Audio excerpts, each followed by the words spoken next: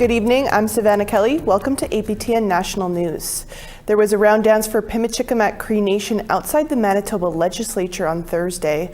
Pimicikamak is still in a state of emergency almost 2 weeks after a power outage in the community caused frozen and bursting water pipes, flooded basements, and a community-wide evacuation. Julia Ross reports. Pimicikamak is in a state of emergency. Why? Because a willful decision at all levels of government not to act. 11 days, this community had to sit watching their house and sewage pour. Why? Because of failure to act. When I look at statements from the federal government that they are entering the recovery stage, I'm telling you, nothing could be further from the truth. Winnipeg Centre MP Leah Gazan says she was asked by the Pimicikamak Chief and Council to come to their community on Wednesday to provide political and human rights oversight. Manitoba Premier Wab Kinew, a number of Grand Chiefs, and Federal Northern Affairs Minister Rebecca Chartrand were also in the community Wednesday. Gazan says the Liberal government in Ottawa is willfully failing the community. Not only is there a state emergency now, but because of a willful failure to act by all levels of government. They have issues with their water treatment plant now. They have raw sewage that is freezing on the ground that will thaw in the summer. We could be on the verge of a water crisis in Pimicikamak worse than Walkerton. Band councillor Shirley Robinson said she traveled back to Pimicikamak for the first time Wednesday. I went in and out. I didn't even get to see my house to assess my own home. But I came back here because our people are displaced. They're lonely. Our elders are crying. They miss home. The children to be secluded in four walls, that's not healthy. Robinson says that the community is struggling without water and that she hopes to pressure the government to act now instead of later. Currently, Pimicikamak has evacuated members across Manitoba. 4,000 plus people displaced, and our community is just under 10,000. That's like almost half our nation displaced, and being displaced is traumatizing. This is the second evacuation for Pimicikamak members in 1 year. The first was last summer due to the worst wildfire season ever recorded in Manitoba. There is no timeline for when people will be able to return home to sleep on their own beds. Julia Ross, APTN National News, Winnipeg. And an update to that story. After many days of Chief David Munias asking Prime Minister Mark Carney to approve military assistance, the Canadian Armed Forces will be deployed to Pimicikamak Cree Nation. Eleanor Olszewski, minister responsible for emergency management, made the announcement Friday afternoon on social media. She said a team of Canadian Armed Forces members will be going in for a targeted assessment, advisory support focused on water treatment and sewage, power regeneration, project management, and logistics. The minister said the decision was made in response to requests from the Cree Nation and the province of Manitoba. She said the military support will reinforce teams already in the community working on damage assessments, providing generators, heaters, food, and drinking water lacking since the power outage. No word yet on how many personnel are going in or when they will arrive in Pimicikamak. In a statement, Chief David Munias said the military will assist the community and not govern it, adding, "The military's role is strictly to help stabilize essential services and support our recovery efforts. I want to personally thank the minister for the late-night calls, the steady communication, and the swift internal coordination that made this deployment possible." The year 2026 has just begun, and Quebec has already seen its second femicide of the year. Since 2020, a monitoring project created by the Quebec newspaper La Devoir has been keeping track on spousal murders. As of October 30th, 2025, there's been 70. La Devoir says that about 10 Quebec women are killed each year because of domestic violence. On January 5th, Mary Ekikuk Tukalak, 54, died in Puvernatuck in northern Quebec.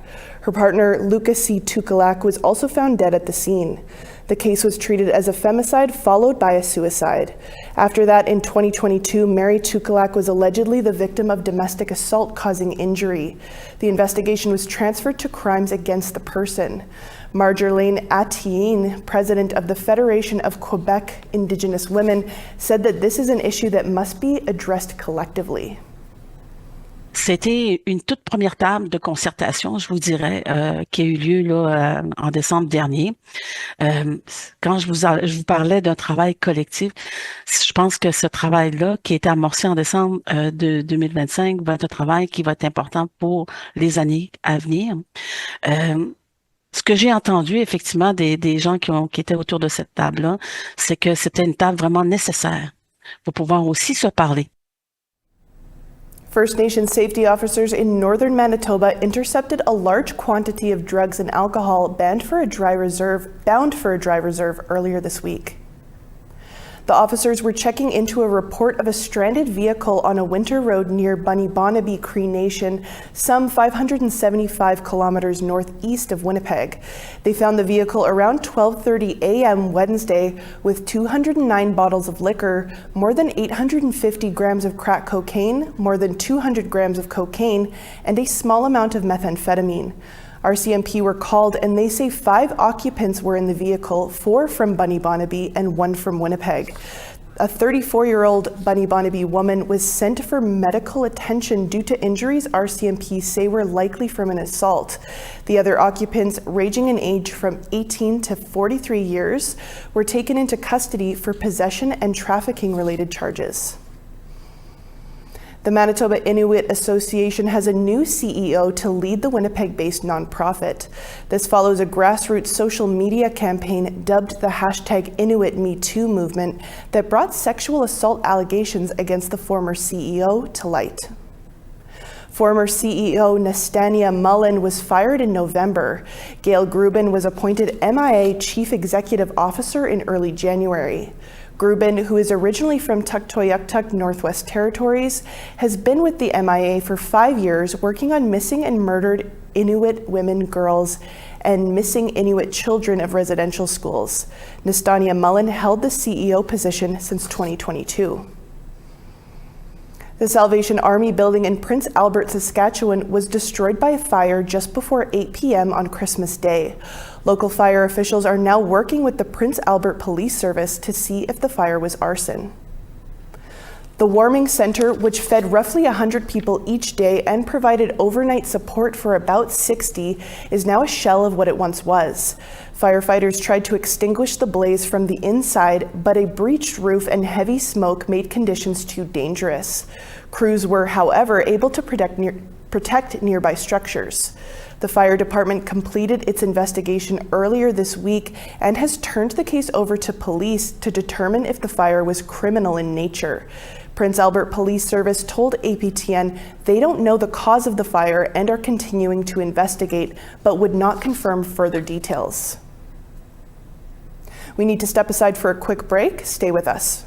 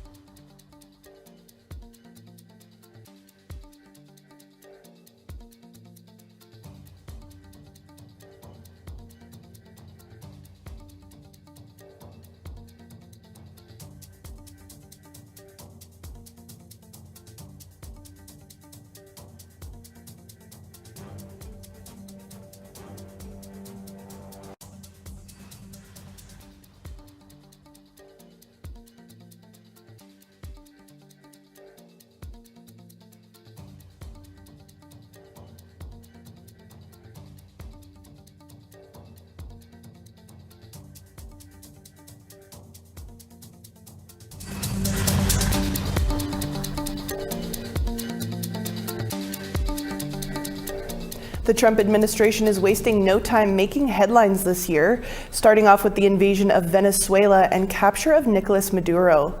Now the administration is turning its attention to Greenland, threatening to take over the autonomous territory of Denmark for what the U.S. calls national security purposes. And Trump says he's not opposed to using military force to make that happen. So where does this leave Canada in all of this, especially in the north? Here to talk to us today about Arctic security is Ken Coates, Professor Emeritus of the Johnson Shoyama Graduate School of Public Policy at the University of Saskatchewan. Ken, thanks so much for joining us today. To start, what are your thoughts about the Trump administration's recent actions and threats of invasion? Is this something Canadians should be concerned about? Canadians should be concerned about it, but it's hard to know what we should be concerned about, and which is a strange way of answering the question. We're living in the most uncertain of all times. We have a president of the United States who's completely unpredictable, who goes madly off in all directions, who invades Venezuela one day and then makes claims against Greenland the next day and talks about buying half of the continent. This is insane. And we've never, ever dealt with anything quite like this. There's so many norms of international relations and diplomacy and government action. President Trump is ignoring all of them. And of course, he has a whole series of domestic crises going on at the same time. And so it makes it really hard to know what to do. And at this point, Canada must decide what its own roles and ambitions are, has to protect its own integrity and its own sovereignty. But right now, we're not doing a particularly good job of that either. And how prepared is Canada to defend the Arctic? Let's just say that if you and 10 friends decided to go with your hunting rifles up to Nunavut or Northwest Territories or the Yukon, you'd have a free rein. We have some wonderful folks up there. The Canadian Rangers are extremely competent. They're very well trained. They go out on the land all the time. They're a great set of eyes that sort of cover all the north and do a really excellent job. But the reality of it is that Canada, the Canadian North, is perhaps one of the most unprotected areas on the planet. Now, the Department of National Defense very appropriately will tell you that we actually have it all covered, that we have radar systems shared with the United States through NORAD. We have sort of response systems through airplanes that are based in Cold Lake, Alberta or Petawawa, Ontario, and we can get up there and do some things. But the reality of it is that the Arctic is pretty much undefensible. What do you do if somebody wants to attack you by land? Where are they going to come from? If they're going to come in by submarine, well, we have the longest coastline in the world, and we can't possibly manage all of that. If they come in by air, we haven't got enough planes that can actually go up and sort of stop somebody from doing that. So there's no obvious way. It's not to criticize the government of Canada, it's to reflect the fact that we don't really know what to do. We don't have a clear A, B, C, D, E sort of response that would make this thing much better off. What we haven't done, and this is the one thing Canada can do, is reassure the people of Canada that we have their backs. Reassure the people of the North in particular that the government of Canada is on their side and willing to do whatever it can to protect it in cases of any kind of invasion or assault on our sovereignty. And it's hard to say that we've done that. It's a decent military base now in Yellowknife. The Yukon has, I think, 4 permanent members in the entire territory, which is tiny. Nunavut has almost nothing. So, we can do a lot more to reassure the people of the North that, in fact, there's something in place. And I'll add a really quick thing. One of the most important areas in the country is actually from Labrador to northern British Columbia. It's across the provincial north. And when we talk about the North, we always talk about the Yukon, Northwest Territories, and Nunavut. Very important. We never say anything about the provincial North. And that area has a substantial Indigenous population. It has much of the country's resource wealth. Strategically and economically, it's more important than the territorial North. And we don't even talk about it. So we always tell, well, what are we going to do for Caledon? What are we going to do for Yellowknife? We do for Whitehorse.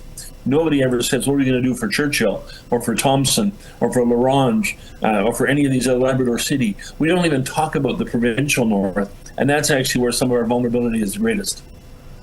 And how would you say Canada compares in this area to other northern countries like Finland, Sweden, or Norway? What are they doing that we're not? So the Scandinavian countries, the Nordic countries, are doing much, much better than we are for good reasons. Russia's right there. Norway and Finland both share borders with Russia. If you go and look at the northern Norway, it's right across the border, and there's hundreds of thousands of people within 150 miles. Finland has a very long border with Russia, and they have military bases, almost every 100 miles along the entire road. And Norway and Sweden and Finland have spent a lot of money on air defense, but the distances are much shorter.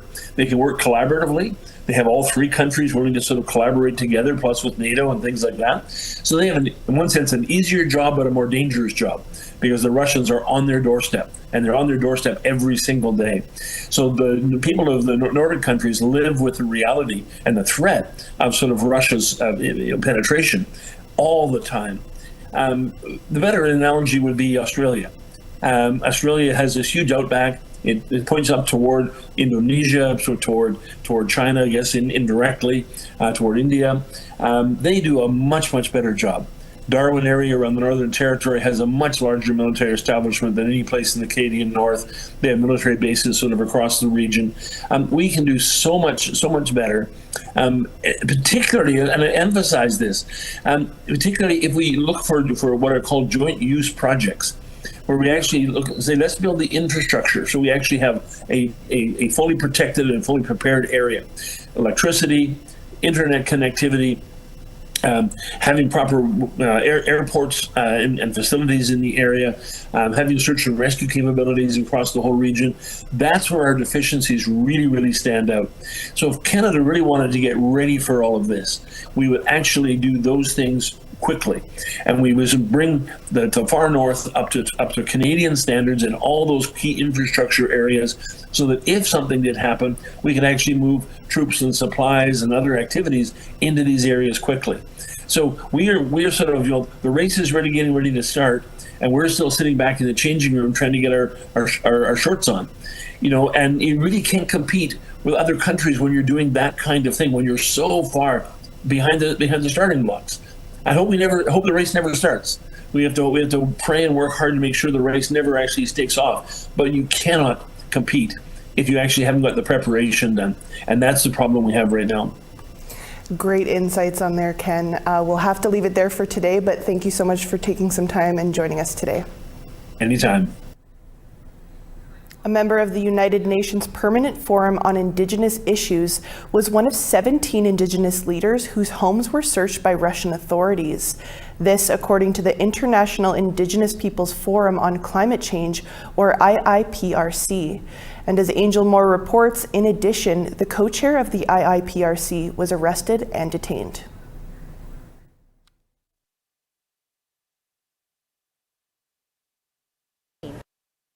This is last spring at the United Nations Permanent Forum on Indigenous Issues, where thousands of leaders, activists, and organizations gather to discuss Indigenous issues. Valentina Saukiva is Sami and an advocate for Indigenous rights. She is a member of the forum and was re-elected for the 2026-2028 term. Last December, Saukiva says her home in Russia was raided by the Federal Security of the Russian Federation. She spoke to APTN News in Russian from Norway. The answer is on the surface. I think it's for our activism, for our concerns for the fate of our nations. We always were the voice of our peoples and peoples who live on the territory of Russia. So it was the intimidation campaign. Daria Yegoreva is Selkup, an indigenous group in Siberia and co-chair of the International Indigenous Peoples Forum on Climate Change, IIPFCC. She has attended the last 3 COPs, an annual summit where countries meet to discuss climate change. IIPFCC says Yegoreva's home was also searched by Russian authorities, and she was arrested for allegedly participating in a terrorist organization. Не должна быть безнадежной, и она должна привести к спасению. И я очень поддерживаю Дашу Егореву, и я переживаю в плане того, что как она себя сейчас чувствует, потому что мы на самом деле не знаем, что происходит. We don't actually know what's going on right now and what kind of pressure she's under when a person is under arrest. Our solidarity and close attention is with her from all of the people who can support her now. The International Indian Treaty Council, that represents over 98 nations from North and South America, released a statement. This is a grave case of intimidation and reprisal against an Indigenous leader in direct connection with her participating in the UNFCCC process. The International Indigenous Peoples Forum on Climate Change said in a press release that this is a targeted attack on Indigenous leaders who participate in United Nations processes and advocate for Indigenous rights. Some people have claimed asylum after being monitored by Russian authorities. Luda Kinuk is originally from northeastern Russia, but she obtained asylum in 2017 in the United States and now lives in Hawaii. They started questioning 38 of my family and friends. Like they were inviting them to their office, to the base, and started. And one of my friends actually confessed to me saying that he was reporting to them every day what I had for lunch, who I saw that day. So just complete. So I realized it's better for my family if I'm just not there. IIPFCC says Yegoreva may be detained for 2 months while being investigated and may face 10 to 20 years in prison. Angel Moore, APTN National News, Jabutuk, also called Halifax. Hockey Night in Canada in Inuktitut returns this weekend. We'll tell you more after one final break. Stay with us.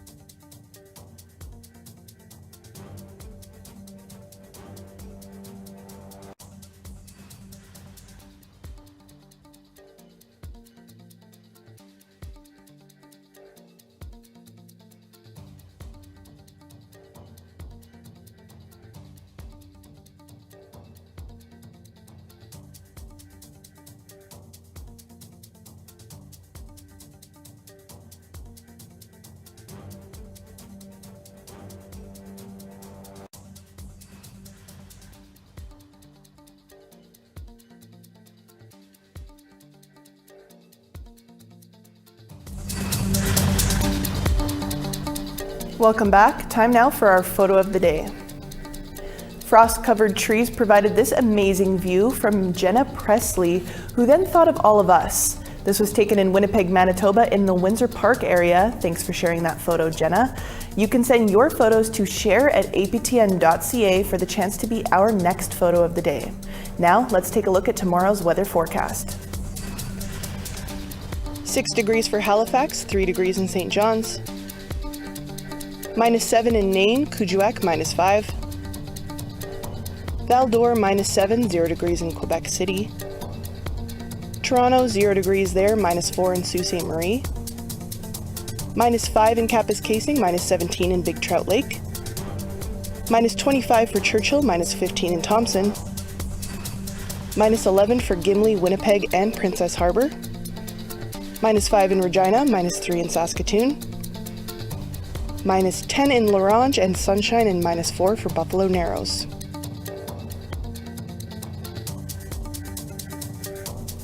Hockey Night in Canada in Inuktitut will be returning to APTN starting this Saturday. This Saturday, catch the Vancouver Canucks. This Saturday, catch the Vancouver Canucks playing against the Toronto Maple Leafs with Inuktitut commentary. APTN and Sportsnet will be hosting 3 nights of Hockey Night in Canada in Inuktitut, followed by 3 games with commentary in Plains Cree starting this March. Pujuk Kusaguk, David Ningyuan, and Robert Kupfituk will be returning as the Hockey Night in Inuktitut hosts for the 2nd year in a row. Growing up playing hockey together, the 3 bring their excitement, delivering the game to audiences in their language. Coverage begins at 7 p.m. Eastern. Up next, we have host Kim Sullivan to give us a preview of the first Nouvelle Nationale of 2026. Tansi, Kim. Hey Savannah, Happy New Year. It is our first show of 2026 and unfortunately starting off with not the best of news. Already 2 femicides in Quebec, one of them happening in one of our communities. Also, everyone talking about Trump in Greenland, so we have to touch upon it too. We do have a beautiful story of a young chef who's returned to his roots, opening a restaurant that celebrates his heritage, and we did sit down with the new mayor of Montreal. All that at 6:30 Eastern. Thanks for that, Kim. And that's all the time we have for your APTN National News this Friday. For news anytime, visit our website at aptnnews.ca. I'm Savannah Kelly, and from all of us here at APTN News, Marcy Miigwech, thank you for joining us. Take care and have a great night.